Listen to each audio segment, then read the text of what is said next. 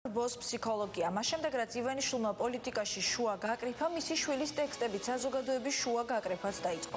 თუ ბიძინასთან არ ხარ გაკრეფილი კვერცხი ხარ, თუ ივანიშვილი არ მოგწონს, არ ხარ ნამდვილი, ხარ კვერცხი და არ გაქვს კაცობა.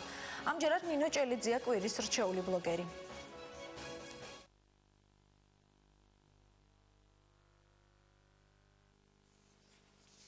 ანტიკურ საბერძნეთში ერთ ფილოსოფოს უთქვამს მუსიკას სახელმწიფოს დაანგრევა შეუძლიაო. რას ფიქრობს ჩვენი სტუმარი ამასთან დაკავშირებით და რატომ გადაწყვიტა რომ ეს წამწღვარება გაეკეთებინა ამ ბლოგისთვის? მოგესალმები ნინო, მადლობთ რომ ჩვენთან მოხვედი სტუდიაში. რატომ ამოკრიფე ბიძინას გარეპილი პოლიტიკური რეპიდან ეს ფრაზები კონკრეტულად შეკვერცხო შუღლის გაღვივა და ბრბოს ფსიქოლოგია? რას ნიშნავს, რატომ დაასათაურე ეს ყველაფერი? ისიც არის, ეს ყველაფერი იყო ზუსტად აი ბერას ჯერჯერობით უკანასკნელი ასეთი პოლიტიკური შინაარსის სიმღერაში, რაც ჩემი აზრით უკვე სხვა სიმღერებისგან განსხვავებით ძალიან ნათელად ჩანდა ის, რომ დაიწყო საზოგადოებაში შუის გაკრეფვა. ზუსტად ბიძინა ივანიშვილმა დაიწყო თავის დროზე, როდესაც დაიწყო, მაგრამ მისი განცხადება მე როგორც მახსოვს, მან დაიწყო პოლიტიკაში, პოლიტიკოსებში დაიწყო, ხო, შუის გაკრეფვა. ახლა უკვე საზოგადოებაზე მიდგა ჯერი, როგორც მე დავინახე. ამიტომ მივიჩნიე მე რომ ასე თუ ისე საშიში შეიძლება ეს ტენდენცია ჩემი აზრით. და რას გულისხმობდი, როდესაც ამბობდი, რომ ეპიდემია, ანუ რითი არის დაავადებული ამ შემთხვევაში საზოგადოება? რა გინდოდა მითქე თქვა, მორალური ეპიდემია რას ნიშნავს? მორალური ეპიდემია ის ნიშნავს იმ მიმბაძველობას, რომელიც გამოისახება ამ ყველაფერში. ანუ იცით რა ის მე დავინახე რაც გარკვეული იდეა. ანუ ის ფრაზები, რომელიც თავმოყრილი არის ამ სიმღერებში, არა მხოლოდ ამ ბოლო სიმღერაში საერთოდ.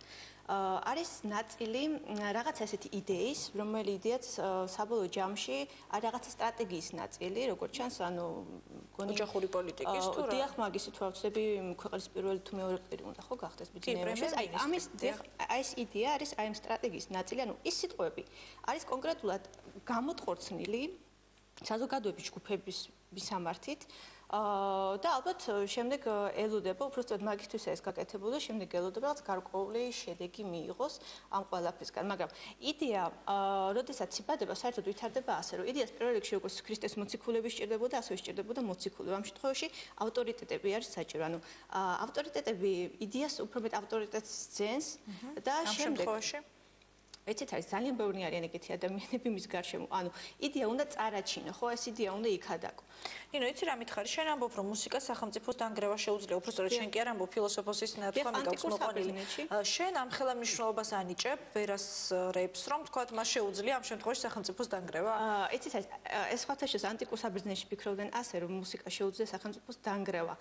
და ზუსტად ეს გამომდინარეობს იქიდან, რომ მიმბაძველობა, რომელიც იდეა იდეის ერთ-ერთი ნაწილი არის ზუსტად ეს მიმბაძველობა. მაგრამ ეს მიმბაძველობა, დიახ, ხაი ხა მე გეტყვით, ეს მიმბაძველობა, ანუ საზოგადოების გარკვეული ჯგუფებისადმი არის ეს ყველაფერი განყორცნილი რა. ამას გულისხმობ. ახალგაზრდებზე იყო გათვლა. დიახ, რა თქმა უნდა, დიახ, რა თქმა უნდა, მაგრამ არ დაგავიწყდეთ, რომ ზუსტად იდეა, რომელიც ჩდება, ახალი იდეა არის ყოველთვის სადაო. და ასეთ იდეას პირველ რიგში იტაცებენ ახალგაზრდობა.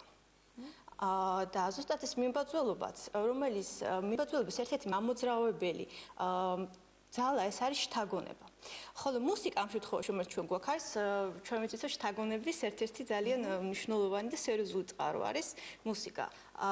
ამიტომაც ანტიკური ბერძნები ამ ხელ მნიშვნელობას ანიჭებდნენ მუსიკას და ამბობდნენ, რომ სახელმწიფოს დაანგრევა შეუძლია მუსიკას და სხვათა შორის არ დაგვაუწყეს, რომ ჩვენი ტვინის მარჯვენა ნახევარსფეროში ილექება ეს ყველაფერი, ანუ ეს ერთი მოსმენით და მორჩა და მოусმინე რაღაც აიღინა ამ თავდება ეს ჩვენში რჩება ეს ყველაფერი.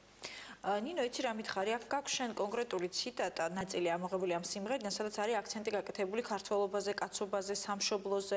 ანუ თუ ხარ მათთან, ნამდვილი ქართველი ხარ, სხვა დანარჩენები კი კვერცხები არიან. რატომ გადაწყვიტე, რომ ეს კვერცხი ყოფილიყო ასეთი აქტუალური შენს ბლოგში? იმიტომ ხომ არა, რომ თქვათ ეს მყвирალა და ყურადღებას მიიქცევდა, თუ ეს იყო ის, რამაც შენ ყველაზე მეტად გაგაღიზიანა? იცით რა არის? მე მის სხვა სიმღერებსაც მოусმინე და ამოვიღე რაღაც ციტატები, მე მოვიტანე პროექტში, მე მინდა მაყურებელს ბოდიში ბოდიში მოუხადო, იმიტომ რომ ძალიან საზოგადოების შეურაცხყოფელი ციტატები არის. რაღაცა უცენზურო. ხო, იცით, მოდით ასეთი რაღაცა ვთქვათ, რომ ბერა აქამდე მღეროდა, არც თუ ისე ცუდად, რაღაც სიყვარულზე, მონატრებაზე და ასე შემდეგ და რაც მამამისი პოლიტიკაში მოგვივლია, ამის შემდეგ დაიწყო სიმღერა ძალიან ისეთ პოლიტიკური თემებით. უფრო მეცაც გეტყვით მე რომ ბერას Facebook-ის კედელს გადავხედე, მაგალითად სექტემბრის თვეში ქართულ ენაზე არც ერთი სტატუსი არ ქონდა გამოქვეყნებული. და უცებ როგორც კი მამამისი გამოჩნდა პოლიტიკაში, ეგრევე გამოჩნდა ილია ჭავჭავაძის ციტატა ქართულად. ილია ჭავჭავაძე ისეთი მისაბაძი მაგალითია, გამოჩნდა ამ კვირაში. როგორც ჩანს გამოჩნდა. ამიტომ ეხლა მე ბოდიშს ვიხდი, იმიტომ ცოტა ისეთი ციტატებია, მაგრამ მინდა მოვიყვანო და აი ხა მაგალითად რამდენიმე სტრაგი გითხავთ, რაც ამოვკრიფე. აი ასეთი. 1 ნოემბრიდან მე გეძახეთ ბეღურებს. ანუ არ დაგავიწყდეს რომ ეს არის უკვე საზოგადოებისადმი მიმართვა. შემდეგ მე გავშალე ფრთები შოუ-ბიზნესმა ფეხები. ჯერი სწავლე ქართული ანბან გან დონო. და ბოლოს სიმღერაში რაც იყო, როგორ არ დავცინო შეხედე რაკნეს კვერცხებმა თავისი ქანდაკება დადგეს. იცი რა მითხარი ნინო, შენ ამბობ რომ ბიძინა ივანიშვილის სათქმელს ამბობს ბერა ივანიშვილი. შენ გონია რომ ამის თქმა უნდა ბიძინა ივანიშვილს. შენს ბლოგში ეს აზრი იყო ჩადებული. იცი რა, ეხლა ვირმე შეჭვეპარება რომ თუნდაც ეხლა ამას ბერა მამამის ჯერ არას მეინინებს ან არ უთანხმოებს. ხოთე შორის ბიძინას როგორც გაირკვა რაღაცა წერის ნიჭიც აქვს და შეიძლება ჩემი პირადი აზრი რომ შეიძლება თვითონაც რაღაცას წერდეს. ნუ პოლიტიკური რეპი რომ არის ეს, ამაზე არავინ არ დავობს, იმიტომ რომ ყველაფერი გასაგები იყო, იქ მამის სახელითაც ლაპარაკობდა, გარკვეული ტექსტები იყო ისეთი, სადაც კონკრეტულად პირველ პირში ამბობდა იმას, რაც უნდა ეთქვა ბიძინა ივანიშვილს, მაგრამ ნუ ალბათ მაინც ბერა ივანიშვილი ამ ყველაფერს უწოდებს თავის შემოქმედებას და შესაძლოა უბრალოდ რაღაცა გავლენაზე დაგვთანხმდეს, რომ აქვს მამის გავლენა. მაგრამ ეს არ არის მთავარი. მე იცი რა, ერთი კითხვა მაქვს შენთან, რატომ გადაწყვიტე რომ ამ ხალხისთვის გეწოდებინა ბრბო, იმიტომ რომ ძალიან ცუდად მოხვდა ყურს მაინც. შესაძლოა ამაზე ვთქვათ, ეს შენგან მიიღონ შეურაცხყოფა, თუ კი შენ ამბობ რომ ეს ბერასგან იქნება შეურაცხყოფა. რატომ გადაწყვიტე ეს ხალხი, ვინც ბიძინა ივანიშვილს უჭერს ამ გულისხმობ ბრბოში? ბრბო მოდით ასე ვთქვათ, თუნდაც სოციოლოგიაში ეს არ არის რაღაც შეურაცხყოფა, ეს არის უბრალოდ ადამიანთა ჯგუფები, რომლებიც ექცევიან რაღაცა გავლენის ქვეშ, ზუსტად აი რომ ახსენე წინაზე ავტორიტეტები და მოციქულები, ზუსტად ეს ადამიანები მუშაობენ იმაზე, რომ შთააგონონ ამ ადამიანებს რაღაცა. შემდეგ ბრბოსთვის სხვათა შორის ძალიან მნიშვნელოვანი მაგალითად რომ არსებობდეს რაღაცა ლეგენდა, რაღაცა მითი. ამ შემთხვევაში რა არის ლეგენდა და მითი? ბიძინა ივანიშვილი? ანუ ის რაც მაგალითად ამ სიმღერის ტექსტებით ექნებათ მათ, რომ ანუ შენ თუ ამ სიმღერას უსმენ, ესე იგი შენ ხარ ნამდვილი ქართველი, შენ ხარ მაგარი კაცი, ხო, ეს რაღაცა კაცობა, გაგება, ნამდვილი ქართველები აქ არიან, ჩვენთან არიან ნამდვილი ქართველები, ხოლო ის ვინც გამოდის რომ არ ფიქრობს მათნაირად, ანუ ისინი არიან აი ზუსტად როგორც თქვეს მაგალითად კვერცხები, მაპატიეთ ამ სიტყვისთვის. და სამშობლოს დედასავით არ უყვარს. ხო, და სამშობლოს დედასავით არ უყვარს. ანუ ჩვენ ვიცით რომ ქართველებისთვის ეს თემა არის ძალიან სენსიტიური, ხო? ქართველი ადამიანი. ნუ გათხოვა სწორად არის ალბათ. აი ზუსტად ამოსაუბრობ მე, ანუ ქართველი ადამიანს ხარ როგორია, ანუ შენ არ ხარ ქართველი, შენ სამშობლო არ გიყვარს, ესე იგი შენ ძალიან როგორ გითხათ, იცი, აჭრენ, მაინდა-მაინც ამ სუსტერზე. მაზულზე აჭერენ. მაზულზე და ძალიან ინტენსიურად აჭერენ სხვათა შორის. და ეს როგორ გონია იქონიებს გავლენას, თუნდაც იმ ბრბოზე, ვიზეთ შენ საუბრობდი. მე მინდა მოგიყვათ ასეთი ამბავი, როდესაც იყო ქართული ოცნების პრეზენტაცია ფილარმონიაში, მეც გახდით და ეს პიჯაკი გეცვა სხვათა შორის თუ მეშლება? არა, ეს ხო. ეს მეცვა პირველად. შენ აქტიურად ადევნებ თვალყურს, ხო? და მეორე, აი ხომ საუბრობ ფილარმონიაში, როცა იყო პრეზენტაცია. და რატომ დადიხარ ესე დიდი ბოდიში, იმიტომ რომ შენ არ ხარ ჟურნალისტი, ხარ ბლოგერი, მაგრამ პროფესიული ჟურნალისტი არ ხარ. რატომ გაინტერესებს ასე ძალიან? იცით რა არის, ხდება ბევრი ისეთი რაღაც, რაც უბრალოდ აი თქვენ ჟურნალისტებს თუნდაც ფორმატიდან გამომდინარე იგივე პრესაშიც არ შეუძლიათ დაწევნო, მაგალითად არ შეუძლიათ დადონ ჩემსავით 10-20 ფოტო, რომელსაც გადავიღებ და ასე შემდეგ და ასე ავაწყდი ერთ საინტერესო აპს, რომელიც მე დავწერე სხვათა შორის ეს. ფილარმონიდან გამოსვლისას მესმის ასეთი საუბარი, როდესაც ერთი ქალბატონი ამბობდა, რომ იცითო, მე აქ მოვედი ბერას გამო, მე ბერა ძალიან მიყვარსო და შევწრე და შევხედე, ეს იყო ქალბატონი დაახლოებით 50-60 წლის ასაკის.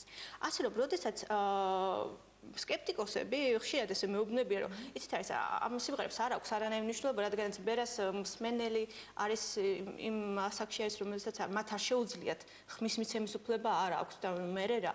და აღმოჩნდა, რომ ზუსტად არიან ადამიანები, რომლებიც აი ბერას გამომივიდნენ, მაგალითად იქ ბერას უსმენენ და ალბათ ის ფიქრობენ ასე ეჭვი მაქვს. ანუ გარკვეული საფუძველი აქვს თქვა იმის თქმას, რომ ეს ადამიანები გავლენის ქვეშ ექცევიან ამ პოლიტიკური რეპის გავლენის ქვეშ. ეს კარგია თუ ცუდი?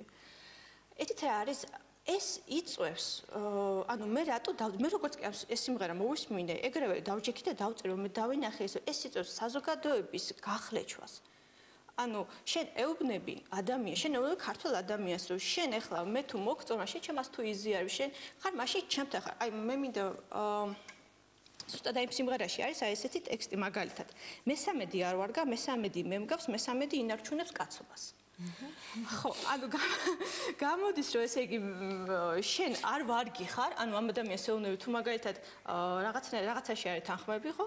ანუ შენ არ ვარგი ხარ, შენ არ გაქვს კაცობა, შენ ეუბნები ამას ქართულ ადამიანს. ანუ ივანიშვილების ვთქვათ, ესეთი გაგება კაცობასთან დაკავშირებული, საკუთარი ჩამოყალიბებული აზრი აქვს ალბათ ამასთან დაკავშირებით, პოლიტიკურ მწამსთან შეიძლება რამე კავშირში იყოს.